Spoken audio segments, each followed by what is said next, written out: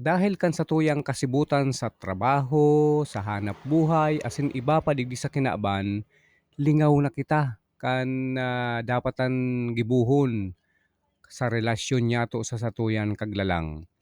Dahil sa mga pagtipon ta kan mga kayamanan, kan mga kadunungan digdi sa kinaban, nalilingawan ta na igo pala na mas importante pa na bagay na daita na gigirumduman sa satuyang buhay. Minsan ay nagigirumduman ta siya kung igwa na kita nin mga pagsubok, mga problema, saka kita minadulok sa saiya.